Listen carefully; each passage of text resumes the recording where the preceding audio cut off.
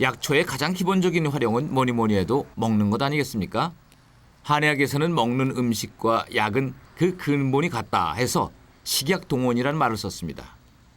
약 못지않게 음식의 중요성을 강조하고 음식으로 고치지 못하는 병은 약으로도 고치지 못함을 함축하는 말입니다.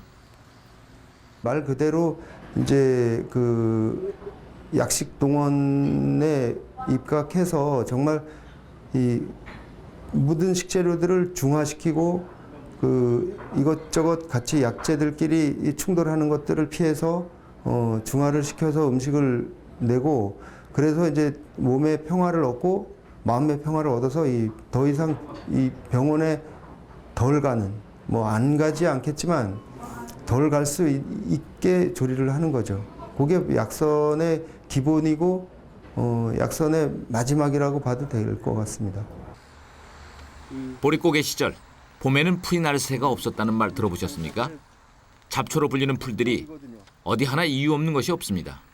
제각각 맛과 향 그리고 약성이 있죠. 그러니 약선 음식을 하는 안창호 씨의 눈에는 이 지천에 널린 풀들이 다 약초고 보물인 셈이죠. 이 잔병 치레는 다 막을 수 있는데. 소과된 식생활과 인공 감미료에 길들여져 세상의 모든 맛이 획일화되었습니다. 획일화된 음식만 먹다 보니 사람도 똑같은 모습, 똑같은 성격이 되었죠. 잊고 있던 본인만의 개성을 찾는 열쇠, 바로 이 음식과 식재료에 있습니다. 어느 계절에 나고 어디서 채취하느냐에 따라 식재료가 가진 에너지는 무한데 이것에 대한 정보 유무에 따라 건강도 좌우가 됩니다. 이게 올 이제 봄에 채취한 방풍입니다. 생초로 먹으면 당귀하고 맛이 거의 비슷해요. 이 향이.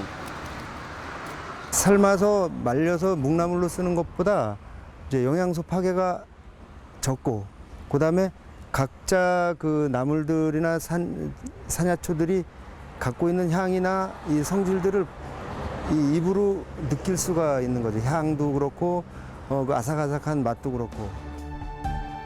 자, 그럼 건강한 밥상 한번 받아볼까요? 붉고 검고 하얗고 정갈한 상차림에 눈이 아주 즐겁죠?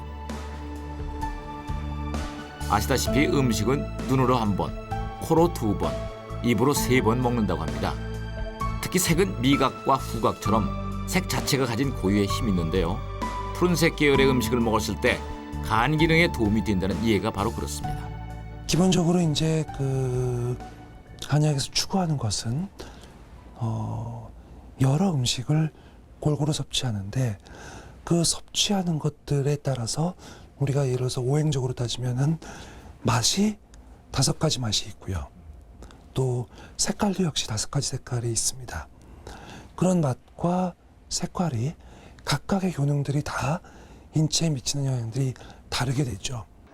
서구의 패스트푸드로 인해 급한 성질과 미각의 동질화를 지향하고 다양한 식문화를 계승 발전하는 게 슬로푸드라죠. 삼사리꾼을 통해 전파된 슬로푸드.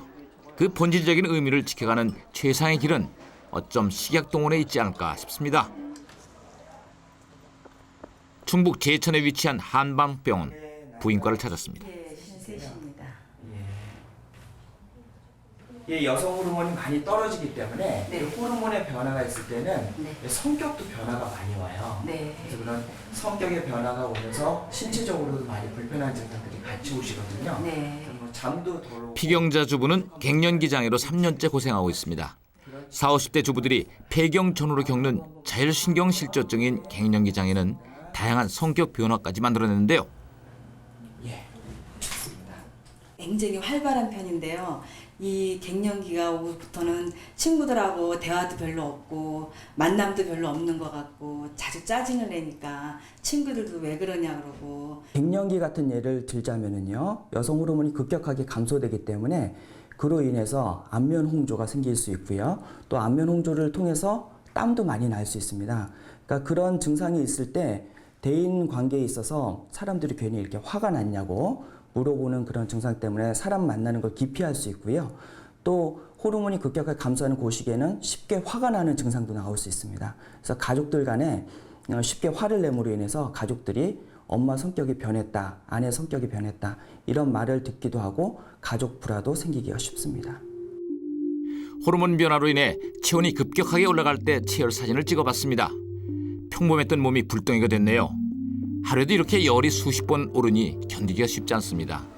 그래서 갱년기 장애를 겪을 때에는 숙지황이나 산수유가 들어간 육미지황탕이나 마음을 안정시키는 연자육이 들어간 청신연자음 같은 처방을 활용하는데요. 연자육은 심장의 열을 식혀주고요. 정신을 안정시켜주는 약재로 쓰이고 있습니다.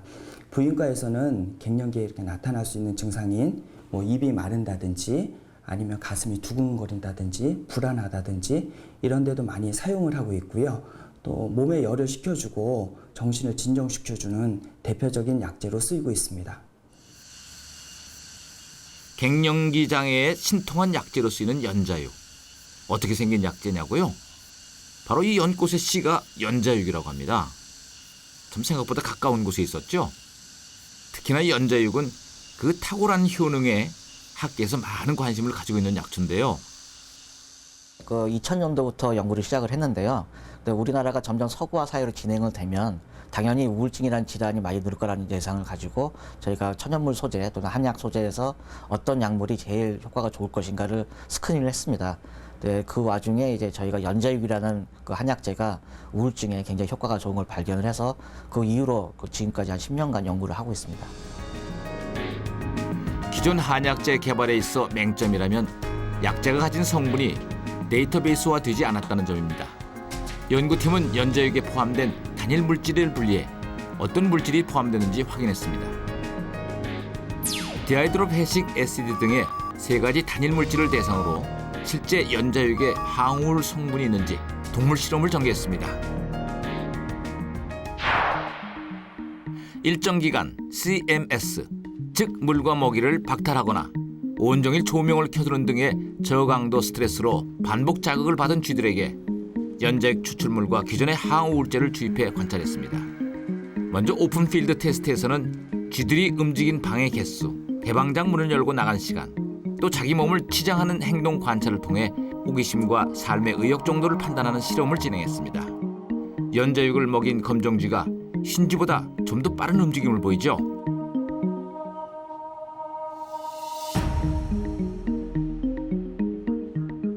포시드 스위밍 테스트는 우울증의 특성인 쉽게 포기하거나 삶의 의지 정도를 테스트하는 과정인데요. 항우울 효과가 높은 쥐일수록 헤엄치는 속도도 빠르지만 그렇지 않은 쥐들은 밀폐된 공간에 아무리 헤엄쳐봐야 살 수 없다는 판단으로 헤엄치기를 멈추는 행동을 보입니다. 전체적인 실험 결과를 종합해보면 오픈필드 테스트에서 개방장 문을 열고 간 시간이나 포시드 스위밍 테스트에서 부동 시간을 측정한 결과 연자육이 다른 실험 대상군보다 월등히 나은 결과를 보였습니다. 기존에 개발되어 있는 항우울제보다도 속효성입니다. 다시 말해서 현재 시판되고 있는 항우울제들은요, 대부분 한 3주에서 6주간 투약을 해야 효과가 나오는데 반해서 연자육은 좀 빨리 이틀이나 3일만 해도 효과가 나오는 경향이 있습니다. 그리고 두 번째로는 이제 부작용에 관한 말씀인데요. 지금 시판되고 있는 항우울제 대부분이 부작용 사례가 많이 보고가 되고 있습니다. 적게는 한 30%에서 한 60%까지 부작용 사례가 보고가 되고 있는데요. 제일 큰 부작용이 이제 식욕 감퇴나 증가 같은 식욕에 대한 문제하고 두 번째가 이제 성욕 감퇴 같은 문제가 많이 생깁니다. 저희 연자육 같은 경우는 이제 그런 효과가 전혀 나타나지 않는 그런 장점을 가지고 있습니다.